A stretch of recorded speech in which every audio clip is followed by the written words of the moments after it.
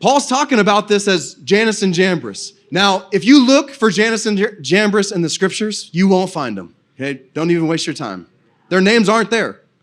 But in Jewish tradition, Jannes and Jambres are two magicians that belonged to Pharaoh when Moses went in to give the word to Pharaoh that he needed to let the Israelites go. So if you know the story, this is what happened. God came to Moses in the burning bush and told him, hey, I want you to go to Pharaoh and I want you to tell him, let my people go. And Moses said, I don't think that's a good idea. I can't talk that well.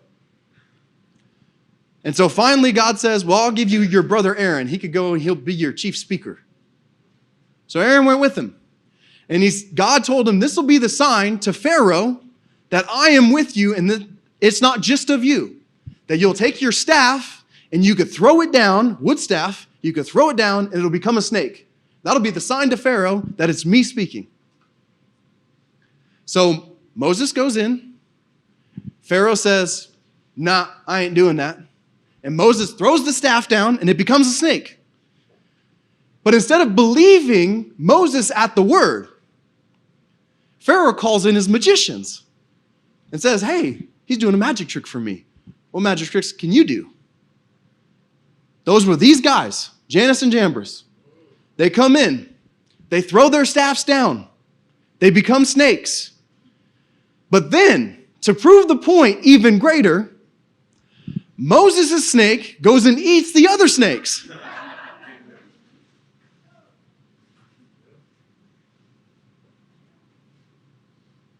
He's showing them, hey, you could do a magic trick, but God's greater than that. Pharaoh, it says he hardened his heart and he wouldn't let the people go. In fact, it took 10 plagues for Pharaoh to finally let the Israelites go. That means 11 times Moses went in there and gave Pharaoh an opportunity to do the right thing. And even though the truth was right in front of his face, he refused to believe it.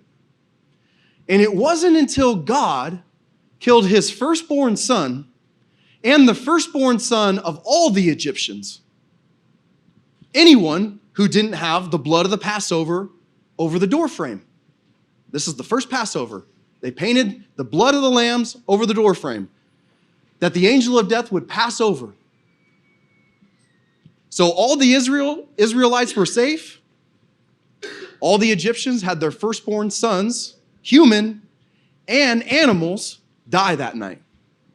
And it wasn't until that night that Pharaoh finally thought better of it and said, maybe I ought to let these people go. He finally saw the light for a minute.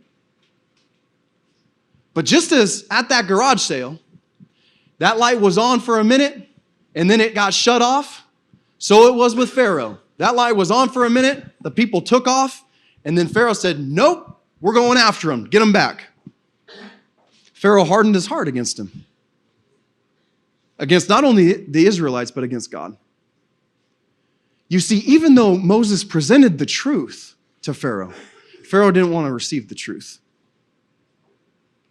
Even though Moses was speaking for God, Pharaoh didn't want to receive God. He wanted things the way that they were, the way that he was comfortable with them.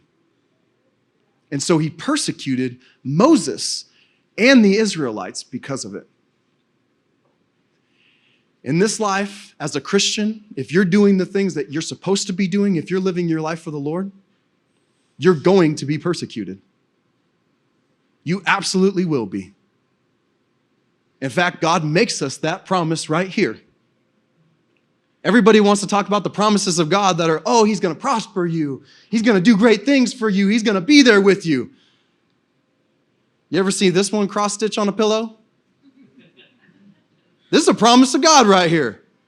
Anyone who desires to live a godly life will be persecuted. It's a promise. So much so that if you're not being persecuted, I would think you should be questioning your life even more. Because if he says if you're living a godly life, you're going to be persecuted, if you're not being persecuted, what does that say about your life? That's a question we all need to come to grips with. You're going to be persecuted. You're going to go through trials. The enemy does not want the church of God to prosper. And he assuredly does not want the people of God to prosper.